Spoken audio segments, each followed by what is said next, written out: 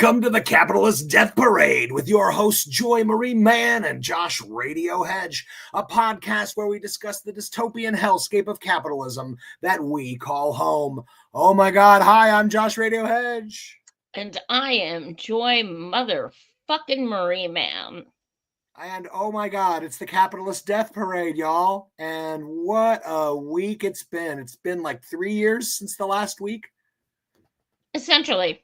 Yeah, I think that's fair. I definitely, I feel like I've aged, not maturity-wise, but possibly aesthetically. Yeah, I think that's feasible. I feel like my bones are cracking more, and I'm like this when I sit down, whereas I used to be like this. Things are taking its toll. Yeah. I feel like my very soul is slowly crumbling into ash as I watch the world fly apart. But hey, it's part of the ride, right? Like I'm not here if I wasn't here for the ride. Viewers, we get to fucking see it, Josh. Do you know how many people in the future are gonna wish they were here? Oh wait, there's not gonna be a future. Never fucking mind. Hi, Miguel. Hi, Miguel. Oh my goodness. So do you want to just jump right into the breaking news? I do, but I also want to tell people thank you so much, Katie Halper, for having me on again last night. If you have not seen it, check it out. Also, Do Dissidents last Tuesday. Both of those shows had me on to discuss my dear friend Temujin Kenzu and my book that is now available for pre-order. So thank you so much to both of them for being literally two of the only 17 journalists I've worked with and known for years who have actually gotten back to me. So shout out to them.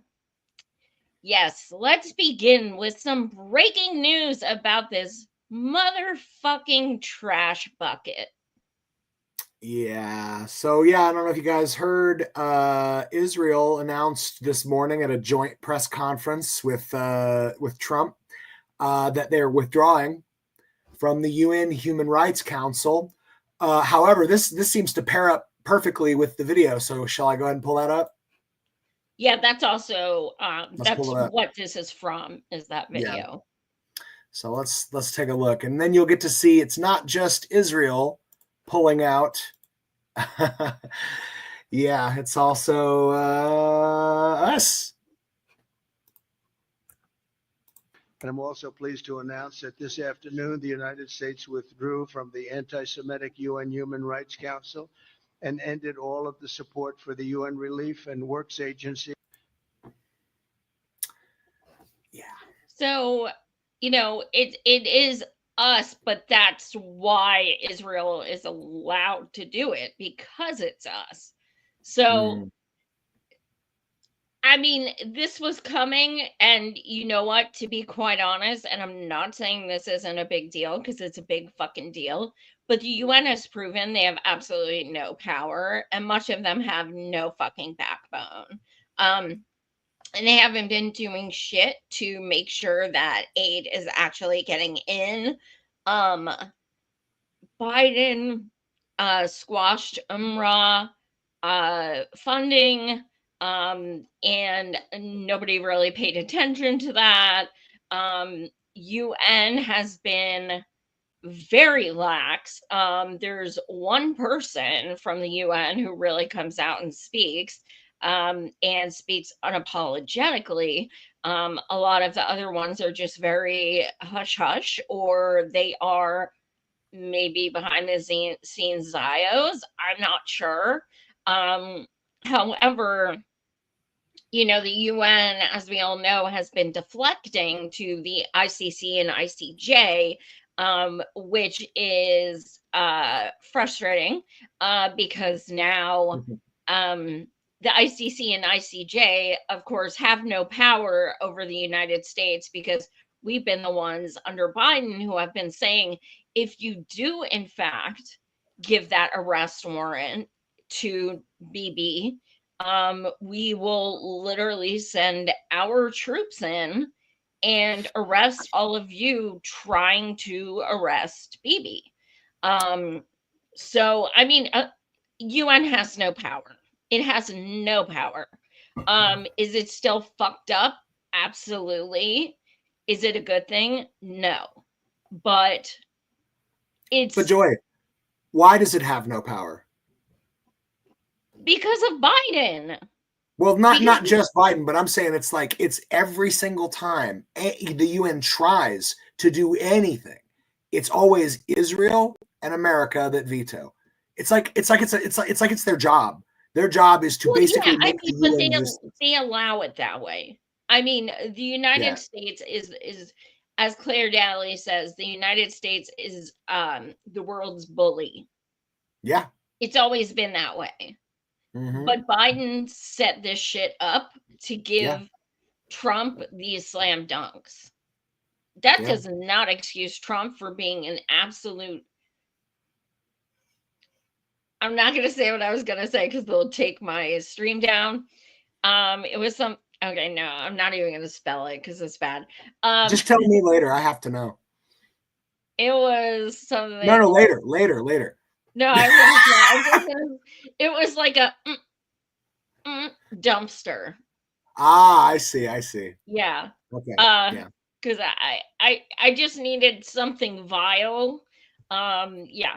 So I think if you combine the first word with dumpster into a single word, I think that flies. You can try it. No, that would say the word. I hope no one wrong is watching. Yes. But anyway, so hey, we didn't say anything bad yet. We're just alluding to it. We're great. Ay, Dios mío. If you're watching, smash like and subscribe. But yeah, I mean, we're going to see a lot of this. And the fact that Trump called them anti-Semitic is not surprising. Especially including his BFF gave a certain kind of salute. Remember, we cannot say what. You all know what kind of salute it was. That was not anti-Semitic. The UN is anti-Semitic for wanting to hold Israel accountable for genocide. Can I tell you something? When I saw that Israel and US both announced that they were pulling out of the UN Human Rights Council, I had a mini panic attack. Here's why. Because I understand the UN is worthless and I know that they wouldn't do shit, but there's this part of me, it's the old liberal Josh part of me that still believes that if these motherfuckers come and they try to wreck us in like the worst of ways, I want to believe that like somewhere there's an organizational body that's going to step in and be like, hey, we're not going to allow this kind of evil. But I know that's a lie. I know I know. But it hit me for a second. It was like, wow, we're not even in the Human Rights Council anymore, which that's great. That means they're about ready to do God knows what to us, and they don't want to be held accountable. So that's fun. I think one of the things that's daunting, even without looking into what the UN is, their job, what their history is the fact that something with the words human rights in it is now being abolished. Mm-hmm. Yeah. I mean, again, you're right. It's UN, which sadly UN is fairly, toothless and can't seem to get shit done. But damn it, it's just the principle of it, right? Anyways, we got an article here. I'm going to go ahead and just tear through it. Israel state attorney opens criminal investigation into Prime Minister Netanyahu's wife. Israeli journalist and Knesset member Nama Lazimi, Democratic Party, shared a letter on X confirming that the Israeli police are conducting a criminal investigation into Prime Minister Benjamin Netanyahu's wife, Sarah Netanyahu. The letter, addressed to Lazimi, was made public on Sunday.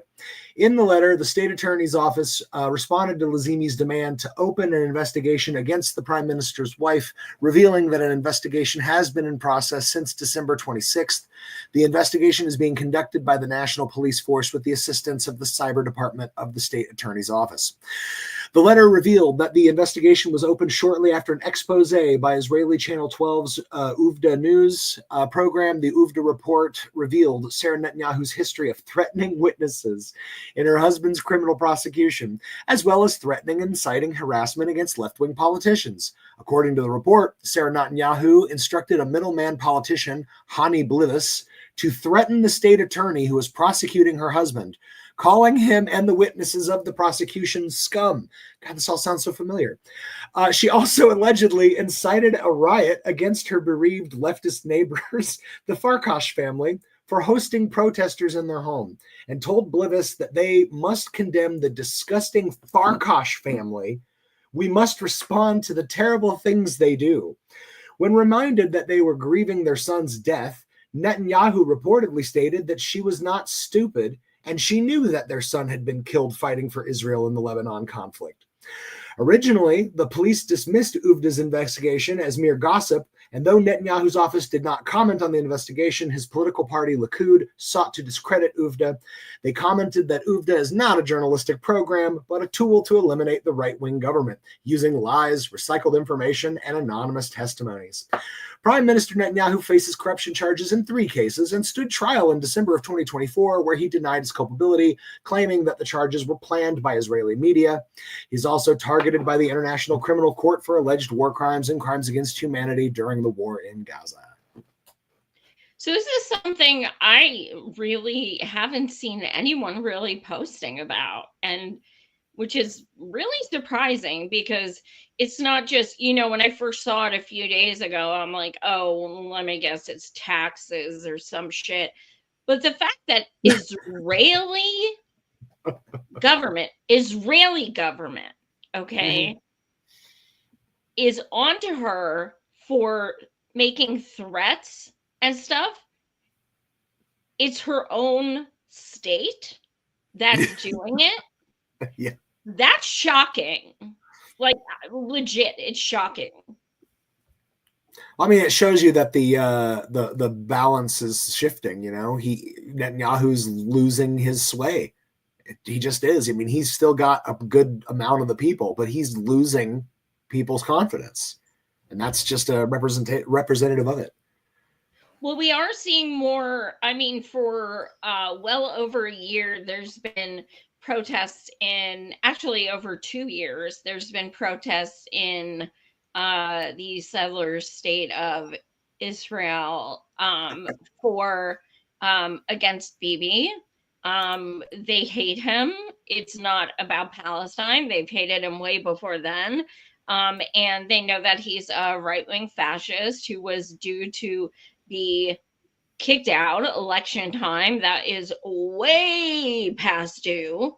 But he is keeping this going, which even Biden said he is keeping this going to prolong the actual election. But you are seeing more and more settlers actually protesting, not just because they want Bibi out, but in support of Palestine. And we're going to get to a video clip of that later.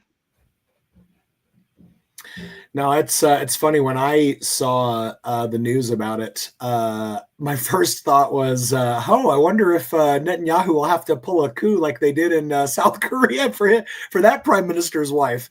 I mean, why not? Why not? Did you notice that everybody's just over law and order? Like, that's just like a thing they used against us forever. But now fascism's like, oh, no. We don't believe in law and order for us. We don't believe in following the rules for us. To me, it's obsolete anyway. I mean, slavery was legal, like things. Law and order is made by people who have no idea what law and order is or should be. So to me, I think law and order can go fuck itself to begin with. If it's not written by we the people, it shouldn't exist. Yep. I've been telling people all week this week in reference to that. I've been telling people all week this week, like what the Nazis did to Anne Frank was legal. She was the criminal in that scenario, and what they did was legal. Just because something's legal doesn't mean it's in any way just or humane or ethical. And that's just something everybody needs to take into consideration, because I hear it all the time where people are like, well, it's the law. It's like, that doesn't mean shit. It's like, is it ethical? Which right now, it seems like most of our laws are not. But unfortunately, ethics is not very common amongst a lot of people as well. And we find that more and more with social media.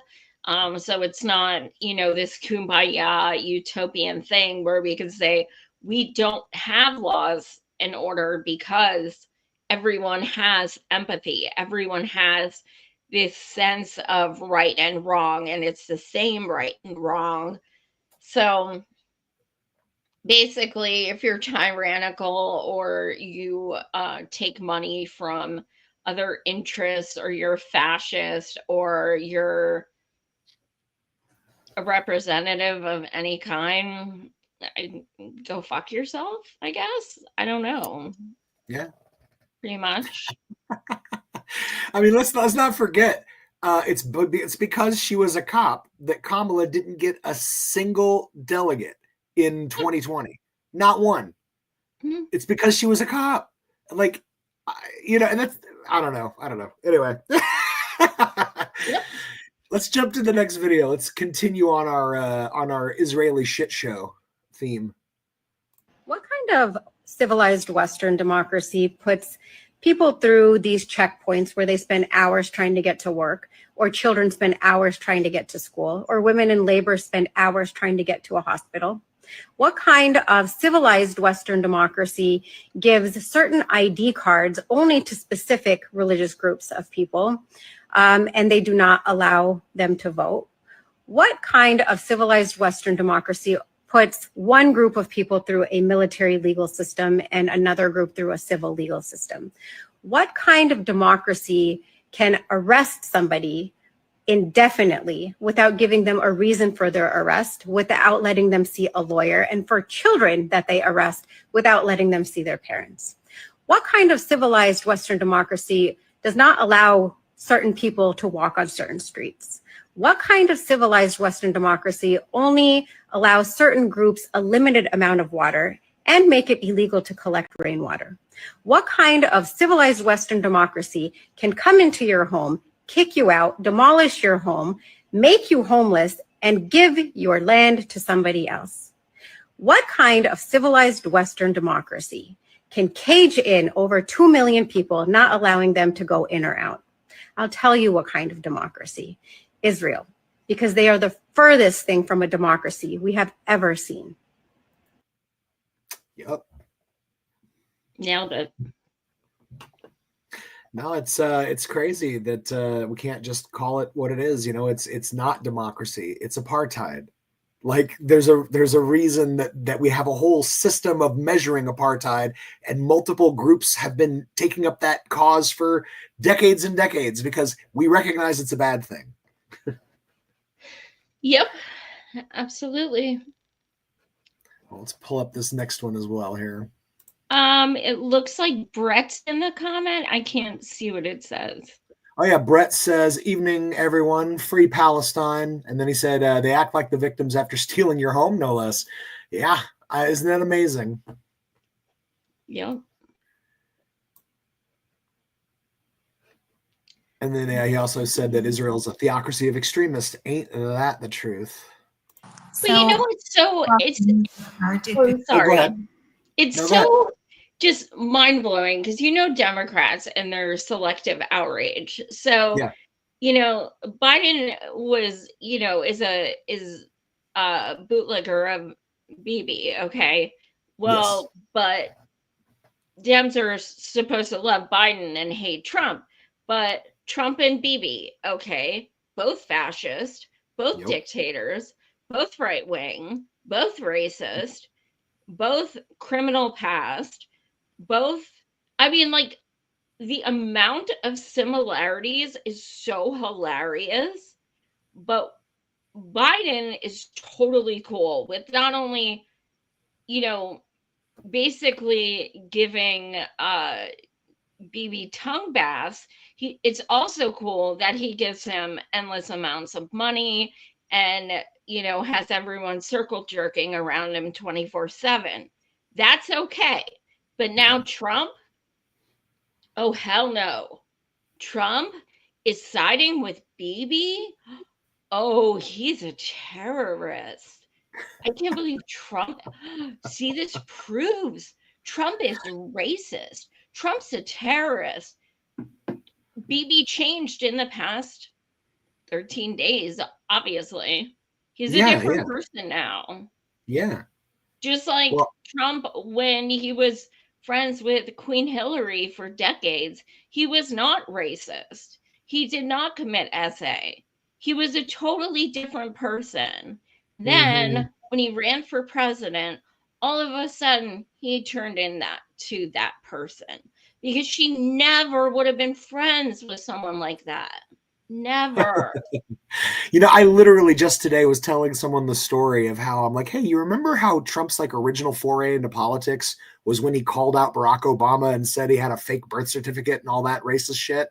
And they're like, yeah. It's like, do you know where he got that from? Do you know where that originated from? It was from an email chain in the DNC sent by Hillary. You know? And you know what? I was going through, I'm trying to get a new phone because the amount of, I'm not even going to tell you guys how many screenshots I have in my phone. It's not working at this point because I have so many. But anyway, so I'm going through some of them and I'm finding all these gems, like a screenshot of the article that talks about when Slick Willie talked about how he gave Trump a call on the telephone and told him he should consider running. And that was about a week before the election and before the announcement of primaries and stuff. Then you got Queen Hilbetrot there in the WikiLeaks saying, let's, I'm considering running Trump. Let's prop him up, blah, blah, blah. Like, anytime you have issues with Trump, remember why he's even there. And remember Kamala not even being willing to say she would do an arms embargo is why he's elected now. I wouldn't have voted for her ass regardless, but some people would have. I'm not gonna lie. I was on the fence. I told you would have voted for her. Only if she called for a weapons embargo, and you totally would have meant it. I know she would have been lying, but I would have at least been able to be like, well, hey guys, look, we've turned the corner. Now we're anti-genocide. This is good. As Americans, we should be against genocide, and she's now against genocide. Get behind the anti-genocide person, please. Anti-genocide. Well, if you call for a weapons embargo, anti-genocide, dude. But it implies that something's going on so bad that you have to cut the goddamn weapons want to believe. So I do want to believe. You want to believe. You want to believe, Josh. You want to believe. I was willing to admit that she's a fucking liar and she was gonna lie, but I wanted her to lie about that because at least the conversation would have changed. Even if it was a lie, people would be finally against genocide. The Democrats would be like, we should be against genocide, I guess. That's all I wanted, is get all the dumb motherfucking voters on board. So they're But they wouldn't be, because then she wouldn't stop anything and they'd be like, see, it was a genocide because she said she would have stopped genocide. So obviously it wasn't. I don't know. I just wanted the conversation to change. I understood that she was full of shit. I just wanted the conversation to change instead of just like full-throated support of evil. Oh, well, that's my fault for ever falling for the Democratic Party in the first place. Nothing but evil. Nothing but evil. Party. There ain't nothing democratic about that shit. Not one bit. You ready for this next video? Let's go. Let's do it. So what do you think about the use of artificial intelligence or lavender by the IDF in identifying Hamas targets? Look, I'm not,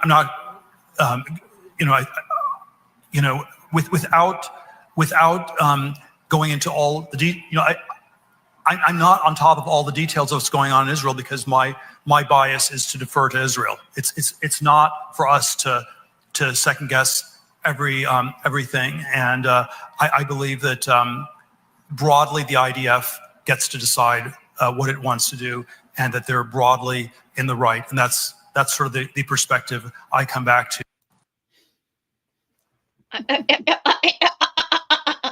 Like, okay, dude. Okay. He's the best public speaker, Joy. He's proof of the meritocracy.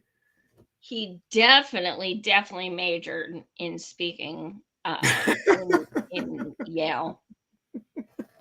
Absolutely. I mean, dude, you seem pretty sure of your answer. So why are you stuttering? Why are you acting trepidatious about just saying, I'm a Zionist piece of shit? Well, did you notice? He started stuttering because at the start, he was like, oh God, how do I answer this? But then you saw he stopped stuttering, and he stopped stuttering when he started repeating the line that had been fed to him by his AIPAC handler. So it's okay. He remembered the line. He got it out. He's good. Broad support. No questioning.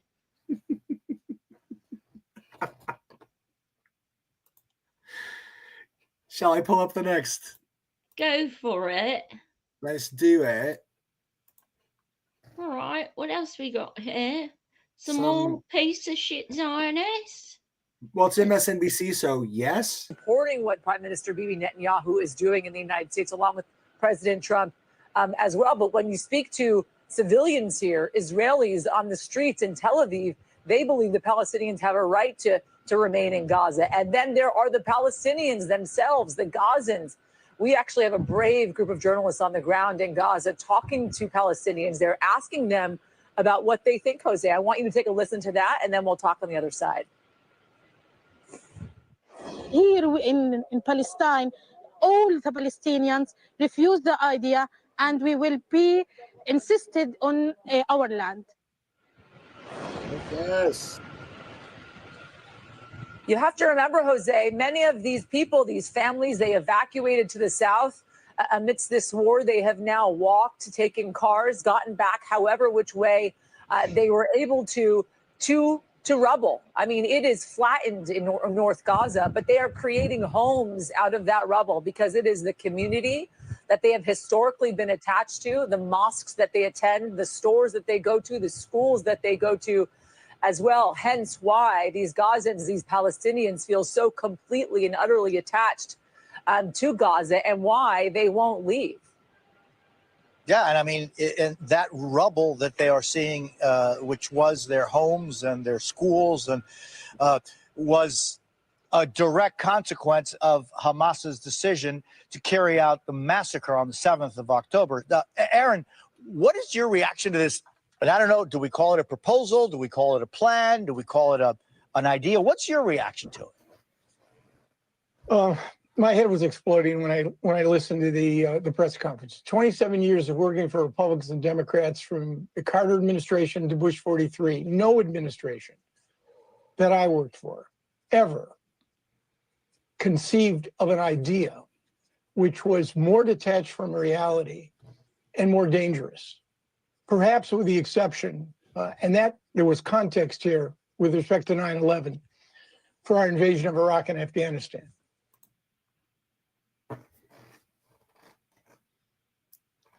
Can I read the caption? Mm-hmm. I think it's perfect. Hotspot wrote, MSNBC and CNN are finally interviewing Palestinians on the ground in Gaza because of Trump. Why didn't they interview Palestinians while Biden and Kamala were slaughtering them? I tell you, halfway through that video, my brain was like, why are they humanizing the Palestinians? This is MSNBC. Like, did I make a wrong turn? I mean, we all talked about this. We knew this was going to happen. I'm seeing people online who I've known for years who I have literally bitched out. Like, why the fuck have you never posted about Palestine? Why? Even just a meme that says, I support Palestine, or a meme with, a watermelon on it or something. Part of it is because people still think of Palestine as a political issue. It's not. It's a humanitarian issue. This shit, as you can see, it doesn't fucking matter what team you're on.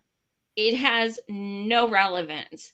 It's who is doing the genocide. That's it. Is it a red button or a blue button? It's still being pushed. It doesn't matter. It's moot. So I'm seeing these same people who I have been screaming into the fucking void.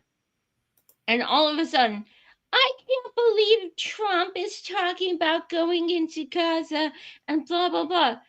And I just straight up, I do a search. I type in their at, I type in Palestine, 0. Screenshot. Is this you? Huh? Yeah. What? Don't let these people act indignant now. Call them the fuck out. Call them out. This is not a better late than never situation. This is a I don't give a fuck because my team is in charge and now I only care. Look, if Kamala won, they would not give a fuck again. Let's just be clear. The only reason they care is because Orange Man bad. That's it. That is it. We all know that shit.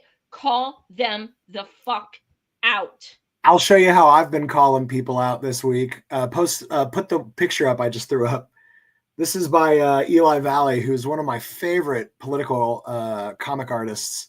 And it's the famous Rockwell painting redone of the dude standing up for the wrong thing. And he says, ethnic cleansing is wrong. And then below it says, liberals after Trump wins. Yeah, send me that, please. Yeah, I love it because literally, isn't that the case? Now, I will say this. I think that this is silver lining shit. I think we should be absolutely taking advantage of this. 100%. If they're on board suddenly and now they're against genocide, then we use them. They're not. They're against Trump. Great. Well, while they're here for 4 years, let's use them. They're useful idiots to me. That's how I feel. Let's use them. If, they're showing up to the Palestine marches with fucking pink P-word hats. They are? Yeah. Okay. And I fucking said that months ago. I said that was going to happen. I fucking called that. And people thought I was joking. I wrote a book about those P hats, people. Come on, Joy. Don't forget that. You know that reality is far more ridiculous than fiction, What's that? I said, reality is far more ridiculous than fiction. I don't know. My book could very well be nonfiction. I agree. Yeah.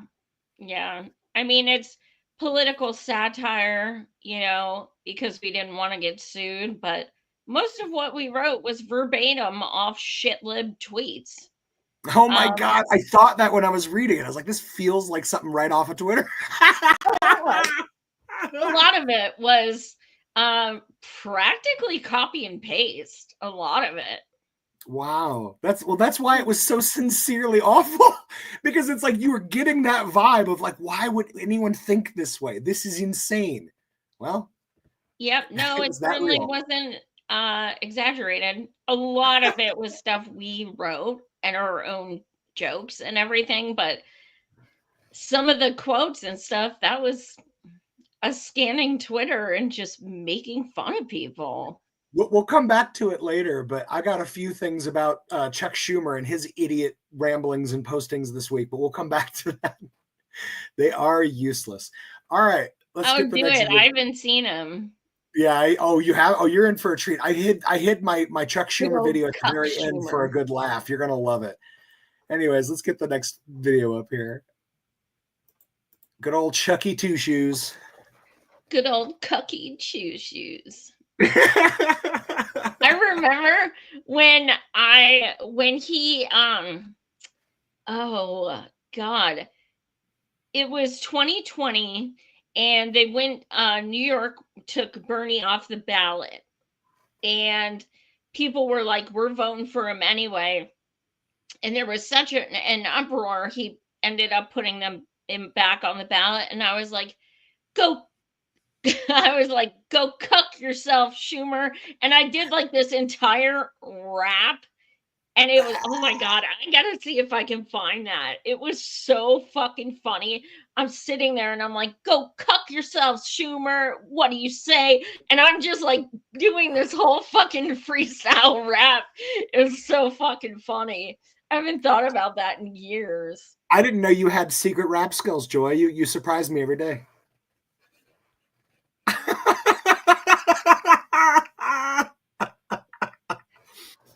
Brushing off those haters. All right. Go ahead and throw up the next video. And I'm here to say I'm doing the capitalist death march in a major way. Say, ah. By the way, that's my favorite white person rap is when you say your name and then you mention that you're here to say something. That's truly quality rap. It's like so fucking profound. It's incredible. It is, like, thank you for acknowledging that. Thank you, Josh. How could I not?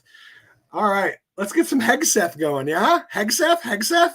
Need to, from Egypt all the way through the Arab Peninsula, the assistance can be there, and it can turn into a great investment and a great place to visit within 5, 10, 15, 20 years, but not when they're acting, frankly, like animals. And being on the assault, and all the while making their people suffer. So a lot of good can come out of it. And I'll tell you what, that's what President Trump's about, creating good here in America and around the world. And those who don't get it are deliberately trying not to get it. They need to get on board with and forget about their wacko mentality. Congressman, need to from Egypt all the way through the Arab. Yeah. Like animals. Actually, I kind of think the animals are the ones committing genocide. But yeah, they're white. So they're, or at least even if you consider Israelis people of color, they're not brown. Let me put it that way. They're not brown. Yep. Oh my God. I tried to strangle him through the screen, but then I realized we're not live, so it was futile. Like, think about if any of us called, or any talking head stooge called someone from Israel animals. Yeah. And they do this repeatedly. Even Netanyahu, even people high up, they do it repeatedly. Can you even fucking fathom the outrage? Yeah. I mean, good Lord, we live in the age of Hitler salutes not anti-Semitic, holding up a sign that says Free Palestine, very anti-Semitic. So yeah, it all just kind of makes sense when you live in upside down land. Yeah, it's like 15 months of opposite day. Oh my God, aren't you right? God damn. It's Groundhog Day. I just want to crawl back inside my hole and never come out. That's Don't laugh at my hole, Joy. Don't you dare laugh at my hole. I'm trying to be serious tonight, Josh. Like, seriously, you're not making it easy. I didn't even say one, that's what she said yet. And now you thought it, and that's a thought crime. That's a problem. Damn it. All right, let's get some Al Green going here. That I will bring articles of. Yeah, the wrong Al Green, but still Al Green. Okay. So, as y'all know, I'm 85% blind. I swore I looked at that thing 100 times and I kept saying, it looks like Al Green. I'm not going to read it. Josh will read it. So it's really Al Green? Yes, it's literally Representative Al Green. It's a common name if he's not the awesome singer, because I'm pretty sure Al Green's dead. He is. I was like, damn, is this like old school? Al Green was for Palestine? What's up? All right, let's do it. Of impeachment against the president for dastardly deeds proposed and dastardly deeds done. I also rise to say that the impeachment movement is going to be a grass-up movement, not a top-down. The people have got to move forward. The people have to demand it. And when the people that I will bring articles of impeachment. Okay. I just want to say, let's get it on. No, wait, is that the right one? No, that's Marvin Gaye. Damn it. There's about 60 people watching, so can you please smash like and subscribe? First of all, that's the only way it helps my show. Unless you want to give Patreon or buy me a coffee at Joy Marie Man. That also helps. But anyway, so I like this BDE. I dig it. However, I'm going to be honest. Like, if you guys look back, like in 2015, before Trump even took office, they were already trying to impeach him. They were like, impeach him for this, that, and the other, and he had not even taken office. So the fact of the matter is, and then when they did impeach him years later, it failed. So the whole idea of we can impeach him, cool. Do I think it's going to go anywhere? Absolutely not.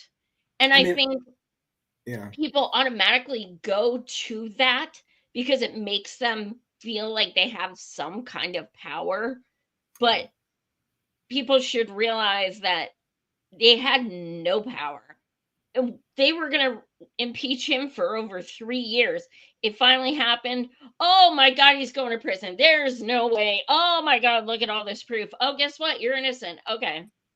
Like, I don't have hope for shit like this. This is something people do to make themselves feel like they have more control. And we don't.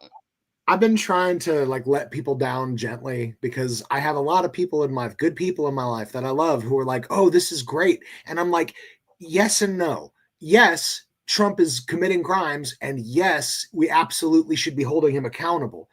But you don't seem to understand that like the Democrats can't do this. They don't like they can propose filing these charges, if you will. But then it has to be brought up for a vote. Who brings up the vote?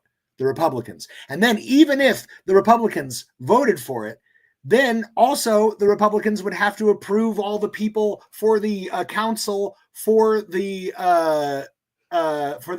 thing.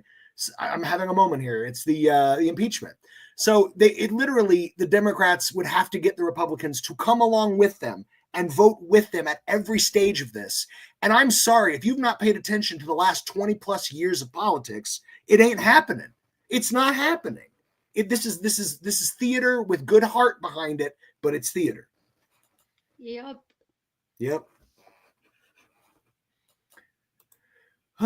Let's jump to Mr. Earth Hippie guy. I like this guy. Oops, I didn't share it to you. Hold on. Who's Earth Hippie? You sent the video. Well, I don't know. It's not up. Well, you'll see it in a second. This guy. Oh, yeah. I like this guy. Yeah. Should go to Egypt and Jordan. Because what's happening people are just concentrating on the second part of that statement because it's so inflammatory. But the first part of the statement is even more inflammatory, right? 1.5 million Palestinians, right? As of October 2023, there were 2.3 million Palestinians in Gaza. Now there are 1.5 million, right? Where are the missing 800,000 or so, right? Now, we've had all of these like arguments about how many Palestinians have been killed in the last year and a half, and it's this group is just making these numbers up, or this whatever, right? They've identified just over 61,000 people that have died. But here's the deal, man, and this always happens in every kind of situation like this throughout history. This is what happens. We don't know the death toll until it's all over. I mean, think about this. Gaza is 80% destroyed, right? How exactly do you identify the dead people? Like when a 2,000-pound bomb blows up the buildings that they're in, right? Like there's no sure way to identify these people, right? Without counting the living people and doing some simple math, right? There are just bodies that are just gone or disintegrated or headless and armless. And you see what I mean? We are going to find out when this is all over that the number of dead Palestinians is astronomically high. And it's going to blow you away. But we don't have to wait until it's over to know this. All we have to do is do some simple math. 2.3 minus 1.5, right? That's it. Like, and this is a mind-blowing statistic. And it's time for us to realize that if you're looking at what has happened over the last year and a half, and you don't think that this is a genocide, and you think that it's just tens of thousands of people that have been killed, you're off your rocker, man. You're off your rocker. This number is going to be closer to the million, right? Not the tens of thousands. And all we have to do is look at this simple statement and do the math. That's it. Yep, that's exactly what I said when I watched Trump's speech. I was like, he just gave the game away. He just revealed the actual number, you guys, like twice. Well, I thought that, but then I also thought if there's more than 1.5 million now, he doesn't expect there to be that many when they leave. So you can look at it that way as well. Yeah. Yeah. And I don't know if we pulled a clip of it directly up for this episode. Maybe I'll try to find it while we watch the next video. But Trump literally said the U.S. will take over the Gaza Strip. Yeah, I think I have it in here. Do we? Okay. I think so. Well, we'll pull up this next one here because I think like this is the last one you gave me. So, oh, crimes, and more crimes. Now this one says it's about Rand Paul. I don't know if this is the right one, but we'll see. Oh, okay. Yeah, I'll pull this one up. Yes. Rand Paul, the voice of reason. Because, right, we don't have any business going in and occupying yet another country where many Americans, thousands of lives will be lost. Because I did the math and the numbers are insane. First, per Trump's plan, we're going to send in possibly U.S. troops to occupy Gaza in order to relocate 2 million Palestinians. It is possible to do this, but it is a massive undertaking. Let's take a historical example, Fallujah, where the U.S. sent in 10,000 troops to fight 3,000 to 4,000 insurgents in a city with a civilian population of about 250,000 people. This took about 6 weeks with 100 plus U.S. service members dying and another 600 plus wounded, which is about a 1% casualty rate of just death and, obviously 6 to 7% of troops injured. Now, if we compare it to Gaza, it has 7 times the civilian population and 10x the number of military insurgent fighters, aka Hamas. So in order to do this mission, we'd probably need to deploy at least 100,000 U.S. troops to Gaza, possibly more, because we're not just dealing with fighting insurgents, we're now relocating people as well. And from what I understand, the combat situation in Gaza would be much more complicated than what we experienced in Fallujah. So if we take a 1% casualty rate, that's 1,000 troops lost. But let's say the number is higher, 5%, 6%. We're talking about 5,000 to 6,000 American troops dying in Gaza. Like, I sort of get the difficulty of the situation. There's really no good option. And maybe this would be preferable to the carpet bombing that we've seen in the last year and a half. But we're talking thousands of Americans dead in order to help Israel ethnically cleanse its population. That is to say, none of this is ideal. I'm obviously not a military expert, so at this point, I welcome the input of the pros. I did actually put in one more video right below James Lee. Also, James Lee was on my show probably about 3 weeks ago. Check it out. He's great. It has like oil drills on it. It's right below him. Oh, okay. Yeah, I might have stuck that into the wrong category. No worries. I got it.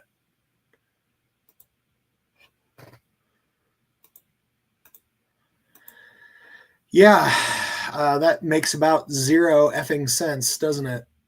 Like sending in our troops to forcibly remove people that don't want to leave because they know that if they do, they will never get to come back. You know, there's still old women in their like 80s and 90s in the Gaza Strip that are still wearing the house keys around their neck from the fucking Nakba because they truly believe that one day they would get to go home. My Nakba key and my watermelon. It's just heartbreaking stuff. Heartbreaking stuff. Let me see. I think I apologize. I swear I saw it. I'm gonna have to resend it. But feel free to keep talking while I resend this one. It didn't get sent somehow. I don't know. Like, I think today I am trying not to literally have a breakdown. You know, I watched this video about 3 months ago. This gentleman who is a Middle Eastern gentleman, I believe he was Pakistani, and he was talking about how we have PTSD as well from witnessing everything in Palestine and just all the videos, all of the images, all of the testimonies. We have essentially PTSD by proxy. And the way he explained it was just so much more eloquent. And, you know, he's a very psychologically educated man. But I hadn't thought of that. I knew that, you know, anxiety attacks, depression, like sleeplessness, like panic attacks, like I knew those were more prevalent than ever in many of our lives. But when he explained that, I thought, you know, that makes so much sense because those of us who do have empathy and do care about humanity and do care about, you know, the people who are suffering, it does affect our mind, our hearts, our soul. It affects our health. It affects everything. And I guess I resisted thinking that way because I didn't want to think that, like, oh, they're going through shit, but you know what? So are we. But I think it's healthy to acknowledge that that is something that is normal and that we still need to do self-care. And I'm talking to myself because I don't do self-care, like, ever. I don't take a day off and just say, like, close all the tabs up there, take a day off, because you're addicted to seeing that, and you want to make sure that no part of you stops caring, because that's almost what it feels like. If you're not obsessing over it constantly, you feel like, oh my God, like I'm abandoning them. Can I tell you, for me, it's not even about like feeling like you're abandoning them. For me, it feels like if it were me, You know, I wouldn't expect for people to, you know, get revenge for me. I wouldn't even expect there to be necessarily justice for me. All I would want is for people to at least have seen me and to remember me and know that, you know, I wasn't meaningless, that I had a purpose and it was taken away from me. Please don't forget. Like that's when I look at those videos, that's what I tell myself, you know, like, remember these people. They deserve to be remembered. Mm-hmm. Gaza is rich, gas rich, at least 1.4 trillion cubic feet rich, to be precise. But there's a catch. Geologists and natural resources economists have confirmed that the occupied Palestinian territory lies above sizable reservoirs of oil and natural gas wealth in Area C of the occupied West Bank and the Mediterranean coast off the Gaza Strip. To date, the real and opportunity costs of the occupation exclusively in the area of oil and natural gas have accumulated to tens, if not hundreds of billions of dollars. Back in 1999, the Palestinian Authorities signed a deal with British Gas. Just off the Gaza coast, they struck it lucky, and 2 wells were drilled. That's Gaza Marine 1 and 2. It was a multi-billion-dollar gift from God, an economic boon both home and abroad. This is one of the key messages here today. There will be gas available for export. And from my conversations with Palestinian officials, including President Arafat, it is clear that they have no interest in just sitting on a gas surplus. Fast forward to 2007, Hamas comes to power and Israel launches an offensive on the Gaza Strip, leaving behind 1,400 dead Palestinians, but taking with it the gas fields. Now, within the year, Israel announced the discovery of the Leviathan natural gas field, which did include Gaza's riches, all in all valued at $453 billion. Now, since then, Gazans haven't seen a shekel, or to be more accurate, they have been denied around $47 billion in revenue. As for Tel Aviv, well, it's gunning to become a new hub. This is a historical moment in which the small country of Israel becomes a significant player in the global energy market. The Memorandum of Understanding will enable Israel, for the first time, to export Israeli natural gas to Europe. And it is even more impressive looking at the significant set of agreements we signed over the last year, which position Israel and the Israeli energy and water sectors as a key global player. Let's just run through this then. At that moment in time, so we're talking 2022, Russian oil and gas was sanctioned. Iranian oil was sanctioned. Syrian oil fields were, and still are, illegally occupied by US forces. Now, the key port of Latakia was being bombed by Israel, and the port of Beirut, the gateway to the Middle East, lay in ruins. Enter this small country of Israel right here with its seas of gas, its working ports, an answer to Europe's problems, and perhaps most critically, the US blessing. Because in case you didn't know, US Congress has decided that Israeli energy is in the highest national security interests of Washington. So DC was only too happy for Tel Aviv to become a key global player. After all, it had itself previously mulled over ways in which to make its 51st state a window onto Europe. Another interesting application of nuclear excavation would be a sea-level canal 160 miles long across Israel, connecting the Mediterranean with the Gulf of Aqaba and thus the Red Sea and the Indian Ocean. Such a canal would be a strategically valuable alternate to the present Suez Canal. The Suez Canal is a gold mine. It connects the Mediterranean. We can stop it because it's kind of long, but yeah. You ever watch There Will Be Blood? Yeah, and I thought of it when I watched this. Same. I just kept hearing it over and over. I drink your milkshake. I drink it up. Yeah. Mm-hmm. $46 billion. Oops, drank your milkshake.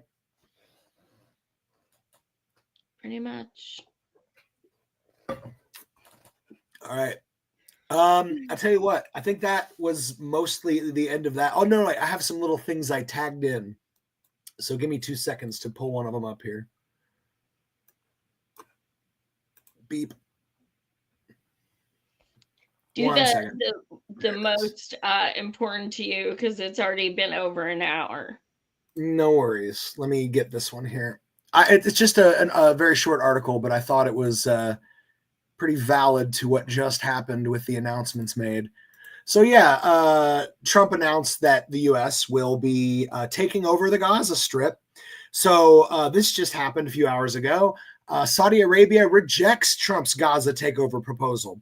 Saudi Arabia, a key U.S. ally, was among the nations that swiftly reiterated support for a Palestinian state after President Trump declared that Gaza should be a U.S. territory and its population should be displaced. Well, good. Well, good. Fucking stand up for your fucking fellow human beings for once. God damn, dude. Oh, wait, are you going to read the article and say it was misleading? No. God, I really thought that's what you were going to say. No, I'm not going to pull the rug out from under you. Right. And I was like, oh, no. No. It literally, they're doing the right thing here and being like, no, you don't get to do an ethnic cleansing. Fuck you guys. They're right. Saudi Arabia's in the right for once. Yay. I mean, and they're our ally, so we need more allies to come the fuck up, step up. You know, Ireland is our #1 Palestine supporter. I'm sure they're going crazy right now. I mean, Chile, Cuba. I mean, some of these people just come the fuck up and step up. Yeah. And because these people, and here's the thing, a lot of people in Palestine will not leave, and that is going to be used as an excuse. Well, actually, it wasn't genocide because they didn't leave. We told them if they didn't leave, we were just going to demolish it. And they didn't leave. So it was their choice. That's going to be used. Yeah. But the fact of the matter is, those who don't leave are martyrs. Yeah. Period. They are martyrs. So I wanted to jump us to a different topic real quick. This one's just a single video by itself, but I wanted to give an update on Dr. Elizabeth Potter. We did a video of hers a few weeks back where she was basically calling out the medical industry for literally trying to take away somebody's surgery in the middle of the surgery. Yes. So I wanted to show the update on this in case you guys were curious. It's out of control. Insurance is out of control. I have no other words. Well, that went viral. Millions of people saw it. It confirmed what we already know, that United Healthcare, among other for-profit healthcare predator killers, doesn't care about patient care and is willing to essentially try and fight paying for and covering a breast cancer patient's overnight hospital stay. Well, that doctor who bravely exposed United Healthcare's latest predatory practices got quite the letter from United Healthcare, essentially threatening to ruin her livelihood, bankrupt her, and take her to the cleaners. Yes, United Healthcare is fighting back against the doctor who exposed their predatory practices, trying to deny a breast cancer patient's overnight stay. Let me show you first her Instagram post announcing this letter she received. It's really unbelievable. This is Dr. Elizabeth Potter, who, by the way, I've reached out to for an interview. So hopefully she says yes. I recently shared a video after I was asked to call United Healthcare from the operating room to answer administrative questions about the patient who was having surgery to treat breast cancer. Despite my efforts, they denied her stay. Let that sink in. They denied a breast cancer patient's overnight stay. I spoke out because this has simply gone too far. I'm sharing United Healthcare's letter to me in its entirety. I'll let it speak for itself. My words were true and the situation was absurd. I followed all safety protocols and my patient was with my co-surgeon who continued operating. I had requested an overnight stay for medical reasons. This was not an error on my part. Let me repeat. She says she requested an overnight stay for medical reasons. This was not an error on her part. The gaslighting and harassment in the letter, which United sent me, has not worked to do anything other than strengthen my resolve. I will continue to speak honestly, clearly, and plainly about the state of healthcare in the United States of America. And then I'm going to jump back to a little piece of the letter they sent her so you can see what they said. It's insane. You must promptly correct the record by removing your videos, posting a public apology to United Healthcare. We also expect you to contact Newsweek and any other media outlet who has reported on this issue and inform them that your claims were false. But United Healthcare, instead of even pretending to try and reform some of its predatory practices, it's just absolutely insane. It's George. Yeah, I just wanted to show that they're literally attacking this woman for speaking the truth. So please send me that. Yeah. As a whistleblower, I am represented by Government Accountability Project. I am going to send them this.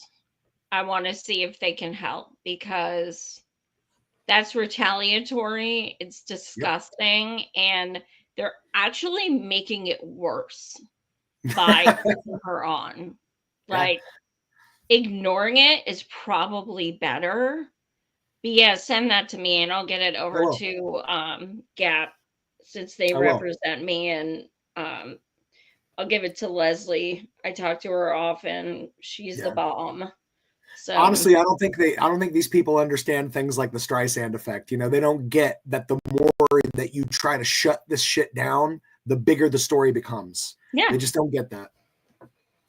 So yeah, I just wanted to share that little update on Dr. Elizabeth Potter. She's okay, but man, they're coming for her. So we need to be supporting her. That's just what it is. Do you want to jump over to your Grammys stuff? The Hunger Games, as you said. What? The Grammy stuff. Isn't this the Grammys that you sent? Oh, no. I get a bounce, dude. It's just, I get a We'll bounce. cut that section. Okay. No, it's not a Grammy video. It's a video comparing. Just play it. Yeah, sure. Just play it. Pull it up. So I got to pull it back up here. Bing.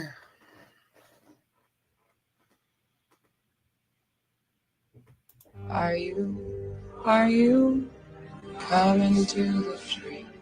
They strung up a man. They say we're gonna free.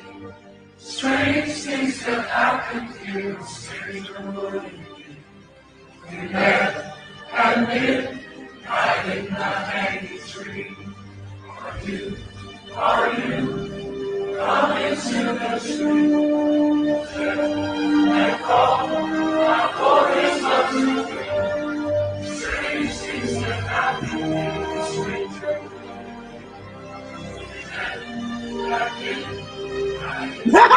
Are you? What was that shark thing? I'm sorry. I was not expecting that. Hold on. Sorry. I'm sorry. Fashion is amazing. I did not see shark. It's kind of not the point of the video, though. I know. Why did they end it with something that hilarious? Anyway, sorry. Goddamn. Maybe it's because they're sharks in suits. Maybe that's why. Like, literally, they're sharks in suits. Fuck, man. I saw the opener of it, so I thought it was like Grammy footage or something at first. Well, I mean, yeah. Let me see. All right. Okay, so there's about 89 people watching. Please smash like. Please subscribe. Josh, can you put up my book? And can you put the link in the chat? You guys, my second book is now available for pre-order, and it is due to be published next month. So it is about my dear friend Temujin Kensu, and Temujin is serving his 38th year in prison. He has been proven innocent. I flew out to Michigan to interview him in person in his prison. I've been friends with him almost 5 years, and I've interviewed him dozens of times, but only over the phone. So this was big that I got to go see him. And this is a book about all the facts, all the corruption, why he's still in there, The fact that Gretchen Whitmer, governor of Michigan, has had his clemency report on her desk for 6 years since she took office. And all the proof that he's innocent. He's been found innocent by multiple judges. He has celebrities, judges, lawyers, private investigators, even the senior advocate of the Supreme Court Justice of India supports him. So people all around the world support him. It's just Gretchen Whitmer. Yeah, she can't.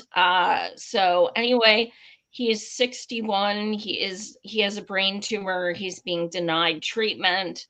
And the list goes on. So this is an innocent man. I have been working on this book for a while. But it is to spread awareness to get him out. Can you put the link in the chat, in the public comments? Oh, sorry, I stepped away. We have a literal bear situation happening right now. What is that? There's a bear on our porch. Oh. Like a literal grizzly bear on our porch. Oh my. Yeah, I might need to run and deal with that. I don't know if you want to. Go ahead. So you guys just go to book.temujinkenzu.com, and that is TEMIJIN.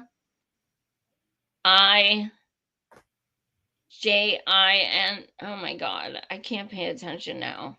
Just look at it from my book. And Kenzu is KENSU. I'm sorry, I'm trying to read something as I do this. Yeah, so book.temujinkenzu.com. Please reserve your copy. It comes out next month. I'm really, really proud of it because it has the blessing of Temujin and his wife. They are very excited. He's been in prison almost 40 years, and it is the first book that has ever been written about him. So we are very excited. So please get your copy. It would mean a lot to us. Thanks so much for watching. And before we go, can I throw a funny video on while I go deal with this bear? Okay. All right. I promised you a funny Chuck Schumer video. I don't want to leave you out of the loop here. Go to your local official, your local congressman, your local senator, and have them get to the president. But the roots of democracy are deep. People are aroused. I haven't seen people so aroused in a very, very long time in terms of trying to get this done. So yes, I think democracy will have an effect, and we are going to keep at it. People are aroused. I haven't seen people so aroused in a very, very long time. Anyways, I just wanted you to see Chuck talking about everybody's being so aroused. I saw that, and then I took like 8 showers. All right. Well, guys, it's been another amazing week in the Capitalist Death Parade. This week's Grand Marshal is the grizzly bear that I'm about to march off of my porch. Wish me luck. Be careful. Have a good night, guys. Much love. Smash the like and subscribe. Don't let me get eaten by a bear. Bye, guys. Capitalist Death Parade. See you next time.